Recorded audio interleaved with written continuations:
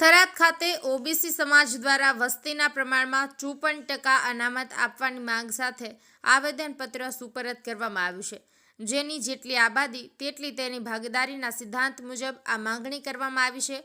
આવેદનપત્રમાં જણાવાયું છે કે ભારતીય બંધારણ અમલમાં આવ્યું ત્યારથી અનુસૂચિત જાતિ અને અનુસૂચિત જનજાતિ સમાજને અનામતનો લાભ મળ્યો હતો, જ્યારે અન્ય પછાત વર્ગ સમાજને 44 વર્ષ પછી 1994માં 27% અનામત મળી। શૈક્ષણિક સંસ્થાઓમાં આ અનામત 56 વર્ષ બાદ 2006માં લાગુ પડી।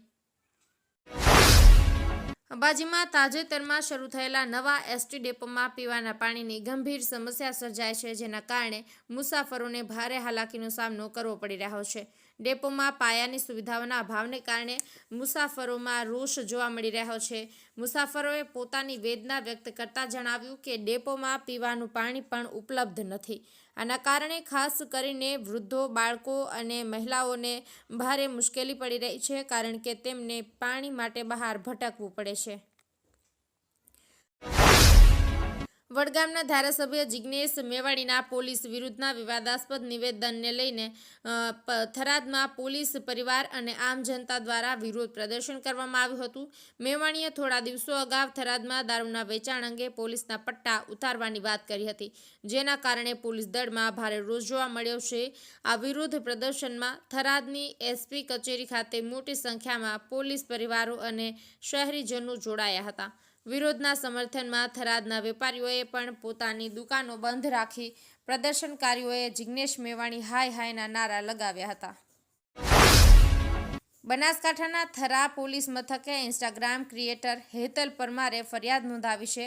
તેમણે સોશિયલ મીડિયા પર જાતિ અપમાનજનક શબ્દો બોલી જાનથી મારી નાખવાની ધમકી આપવાનો આરોપ લગાવ્યો છે। હેતલ પરમારના નિવેદન મુજબ 4 અજાણ્યા શખ્સોએ તેમને જાતિ વિષયક અપમાનજનક શબ્દો કહ્યા હતા અને જાનથી મારી નાખવાની ધમકી આપી હતી। આ ઘટના અંગે થરા પોલીસે ગુનો નોંધી વધુ તપાસ હાથ ધરી છે।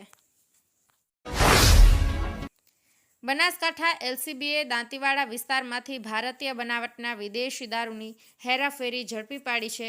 પોલીસે એક સ્વિફ્ટ ગાડીમાંથી કુલ 5,81,848નો મુદ્દામાલ જપ્ત કર્યો છે। પોલીસ અધિક્ષક પ્રશાંત સુંબેની સૂચના હેઠળ એલસીબી સ્ટાફ પ્રોહિબિશન સંબંધિત પેટ્રોલિંગ કરી રહ્યો હતો, તે દરમિયાન મળેલી બાતમીના આધારે હરિયાવાડા ગામ પાસે નાકાબંધી ગોઠવવામાં આવી હતી। નાકાબંધી દરમિયાન GJ01 RM 0757 નંબરની સ્વિફ્ટ ગાડીના ચાલક કૃપાલસિંહ જસવંતસિંહ વાઘેલાએ પોલીસને જોઈને ગાડી ભગાવી હતી। પોલીસે તેનો પીછો કરીને તેને પકડી પાડ્યો હતો।